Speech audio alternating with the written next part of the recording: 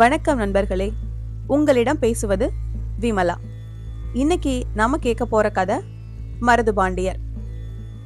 சிவகங்கைக்கு பக்கத்துல ஏதோ ஒரு கிராமம். ஒரு நாள் விடியற்காலை நேரம். ஒரு குதிரையில அவர் வந்துகிட்டு இருக்கார்.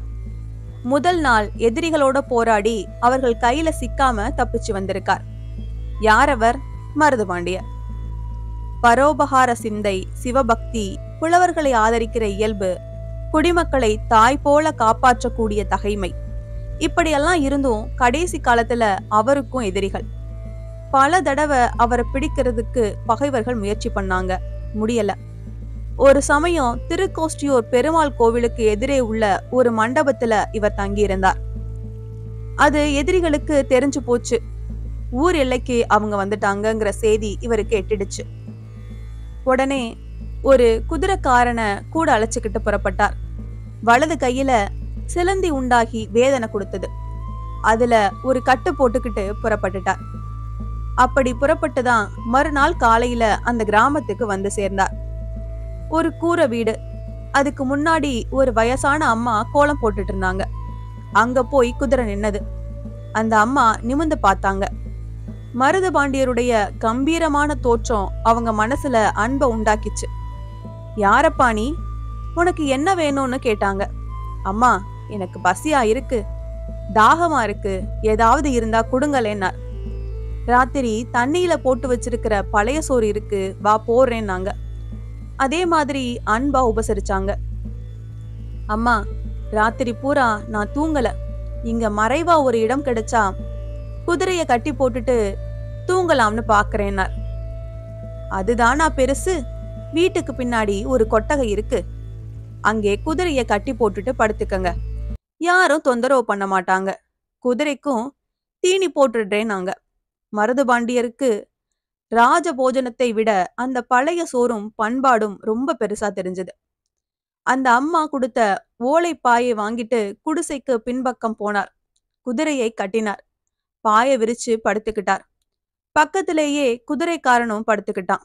அசந்து தூங்கினாங்க. கண் விழிச்சப்ப சூரியன் உச்சியிலே இருந்தான்.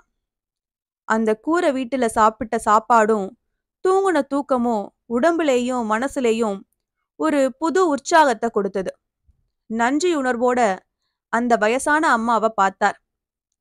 அவங்க காட்டின அன்புக்கு இந்த உலகத்தையே கொடுத்தாலும் ஈடாகாதுன்னு நினைச்சார்.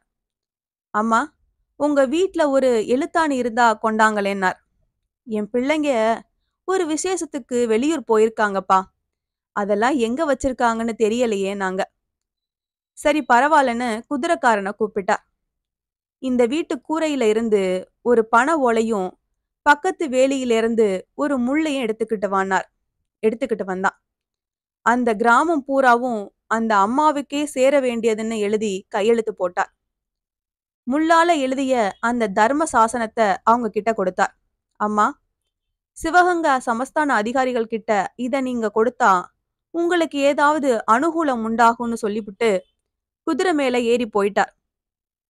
ஊர்ல இருந்து பிள்ளைங்க வந்ததும் இதை எடுத்துக்கிட்டு போய் சமஸ்தானத்துல காட்டலாம்னு அந்த அம்மா நினைச்சாங்க. ஆனா அதுக்குள்ள பகைவர்கள் சமஸ்தானத்தை கைப்பற்றினதாக செய்தி வந்தது. மருதுபாண்டியரை அதுக்கப்புறம் பகைவர்கள் பிடிச்சு சிறையில் அடைச்சிட்டாங்க. ரொம்ப காலம் கழிச்சு அவருடைய கடைசி காலத்துல பகைவருடைய அதிகாரிகள் அவர்கிட்ட கேட்டாங்க, உங்க கடைசி விருப்பம் என்ன சொல்லுங்கன்னு. அப்ப அவர் என்ன சொன்னார் தெரியுமா? நான் யார் யாருக்கு எந்தெந்த கிராமத்தை எழுதி கொடுத்திருக்கேனோ அதெல்லாம் அவங்க அவங்களுக்கு சொந்தமாகணும், அதுதான் என் பிரார்த்தனை, வேற ஒன்னும் இல்லைன்னார். இதை கேட்டதும் அவருடைய விரோதிகளே ஒரு மாதிரி ஆயிட்டாங்க. அவருடைய நன்றி உணர்வுக்கு மரியாதை கொடுத்து அவருடைய இறுதி ஆசையை நிறைவேற்றினாங்க. மருதுபாண்டியர் கொடுத்த பொருட்கள் எல்லாம் உரியவர்களுக்கு வழங்கப்படுதுன்னு கேள்விப்பட்டு இந்த அம்மா தங்கிட்ட இருந்த ஓலைய கொடுத்து அனுப்பி பார்த்தாங்க. அந்த கிராமம் அவங்களுக்கு கிடைச்சது. அப்படி கிடைச்ச கிராமம்தான் பழஞ்சோற்று குருநாத நேந்தல். தம் வீட்டுல பழைய சோறு சாப்பிட்டது மருதுபாண்டியர்ங்கிற விஷயமே அந்த அம்மாவுக்கு அதுக்கப்புறம் தான் தெரிய வந்ததாம்.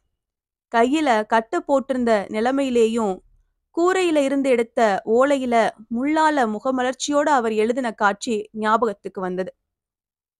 அந்த அம்மா சாகர வரைக்கும் அத சொல்லி சொல்லி ஆச்சரியப்படுவாங்களாம்.